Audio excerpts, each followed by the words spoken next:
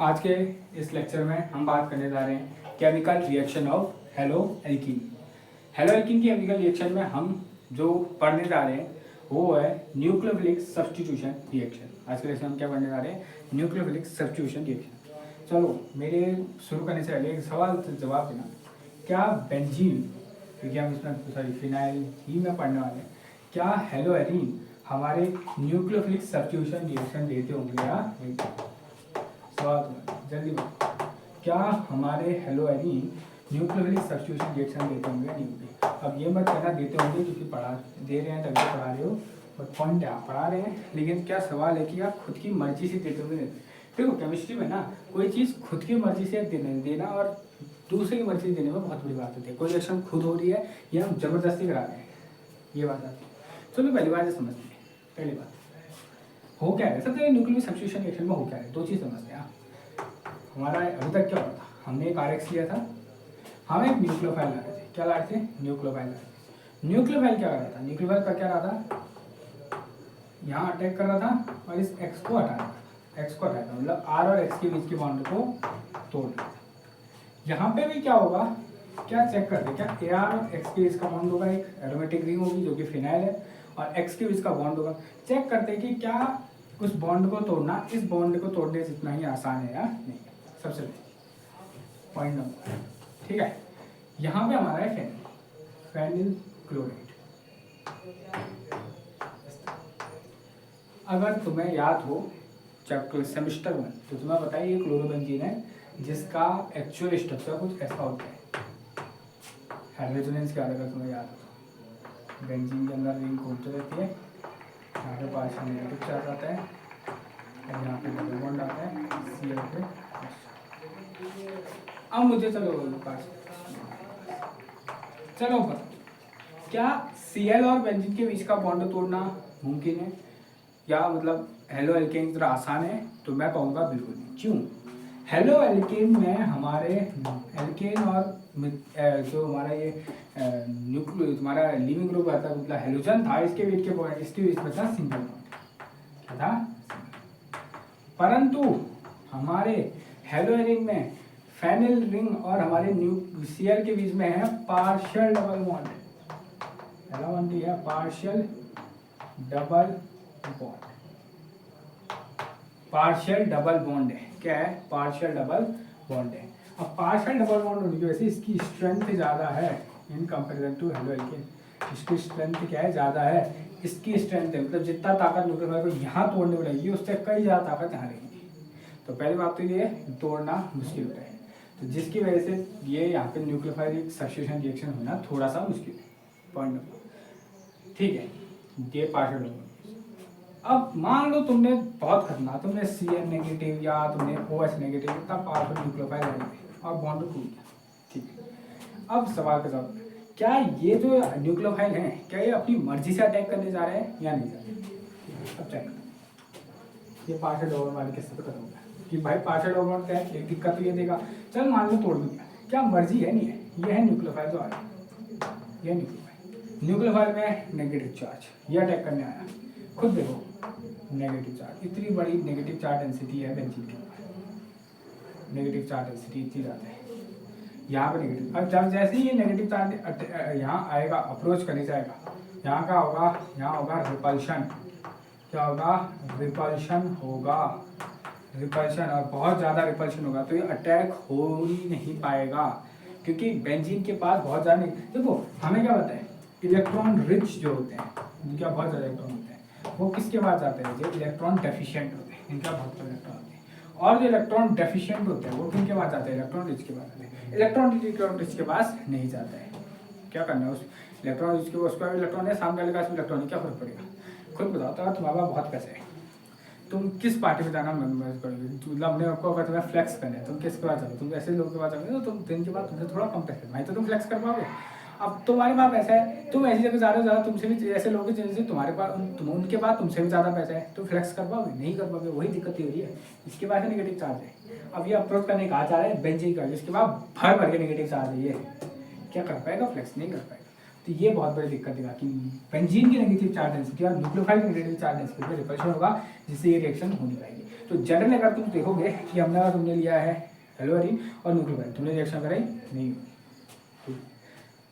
लेकिन भाई साहब हम है केमिस्ट, हम तो करा के देंगे, हमने पकड़ा तुम्हें रिवर्सन करेगा कोई बात नहीं। हमने क्या किया, हमने डाला, चलो अब हम करेंगे रिएक्शन, हमने डाला क्यूएच बस, लेकिन हमने वो रिपल्शन को तोड़ने के लिए हमने टेम्परेचर दिया 623 केल्विन और 300 ATM प्रेशर, इतनी ज़्यादा खतरनाक चीज़ है।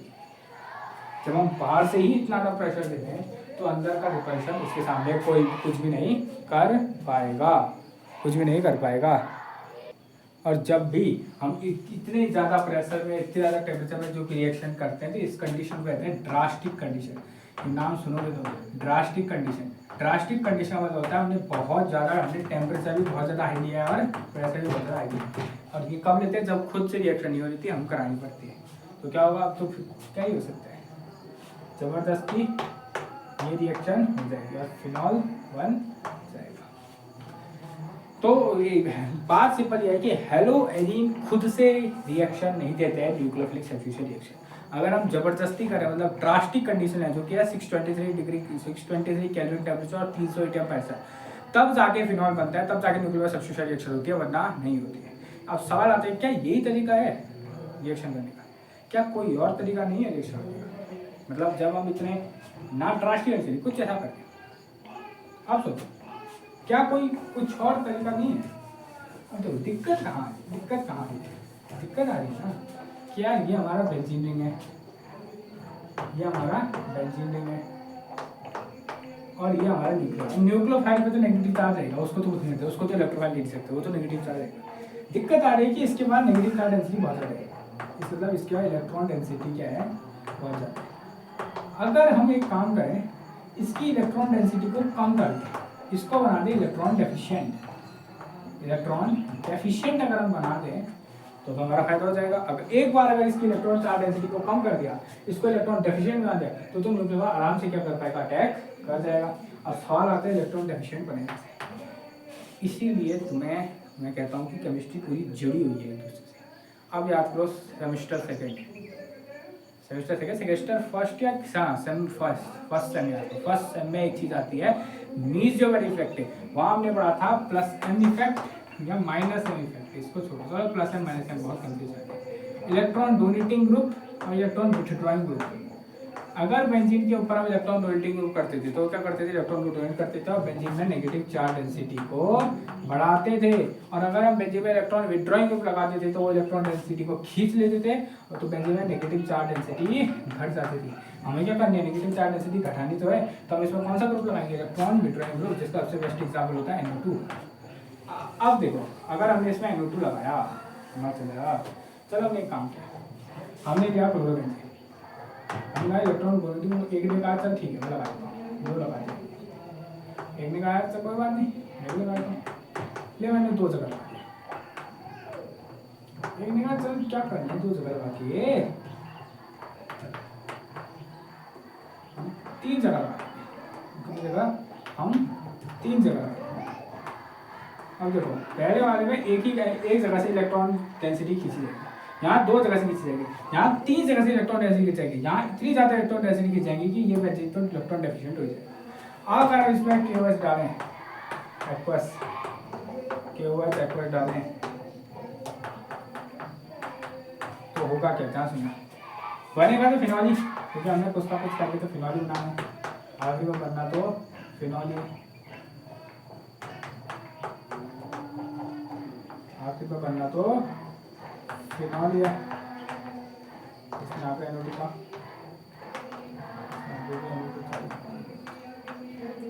इसमें यहाँ पे NO2 और, लेकिन फर्क क्या है याद करो, ओरिजिनल फिनॉल बनाने में हमें 623 केल्विन और 300 ATM प्रेशर लगता था। अब हम सोचो, गैस करो, अगर मैंने एक NO2 ग्रुप लगाया तो लोगों को कितना टेम्परेचर लगता होगा, वहाँ 623 लगता था और यहाँ सिर्फ लगता है 443 केल्विन टेम्परेचर, इतने ही केल्विन हो जाते हैं। अब मैंने दो जोड़ दिए, दो में कितना लगा होगा, सिर्फ 368 केल्विन, सिर्फ इतने ही केल्विन टेम्परेचर में ये रिएक्शन हो जाती है। और अगर मैंने 3 जोड़ दिए तब तो कुछ कर देंगे, हल्का सा गर्म करना है, वार्म वाटर से हल्का सा गर्म पानी में डाल दो, वार्म कर दो, ये रिएक्शन हो जाती है। तो ये था फायदा। अब देखो बेंजीन हेलोजन खुद से न्यूक्लियोफिलिक सब्स्टिट्यूशन रिएक्शन नहीं देते हैं, उनको जबरदस्ती दिया जाती है। जबरदस्ती दिलाने के 2 तरीके, पहला तो ड्रास्टिक कंडीशन, भर भर के प्रेशर दे दो बाहर से, कैसे नहीं करेंगे। दूसरा ये तरीका, इलेक्ट्रॉन डेंसिटी ही कम कर दो, कैसे, इलेक्ट्रॉन विट्रोन ग्रुप लगा के, इस तरह से दिया जा सकती है। कारण क्यों नहीं दे रहे खुद, तो कारण सिंपल है। पहली बात तो इनमें पार्शियल डबल बॉन्ड है, जिसकी वजह से ताकत तोड़ने में ज़्यादा मेहनत लग रही है, और तोड़ने में ज़्यादा मेहनत लग रही है तो हमें स्ट्रॉन्ग न्यूक्लियोफाइल चाहिए होगा। दूसरा पॉइंट, बेंजीन की इलेक्ट्रॉन डेंसिटी बढ़ जाता है, इलेक्ट्रॉन डेंसिटी रिच और इलेक्ट्रॉन रिच कंपाउंड में क्या अट्रैक्शन नहीं होता है। तो तरीके 2, ड्रास्टिक कंडीशन या इलेक्ट्रॉन विट्रोन ग्रुप लगाना। तो ये था इलेक्ट्रॉन न्यूक्लियोफिलिक सब्स्टिट्यूशन रिएक्शन आपके हेलोजन में। अब हम जो सबसे इंपॉर्टेंट है इलेक्ट्रोफिलिक सब्स्टिट्यूशन रिएक्शन, वो नेक्स्ट लेक्चर में पढ़ेंगे। आज के लेक्चर में मिलता है, मिलते हैं लेक्चर में। जय हिंद, जय भारत।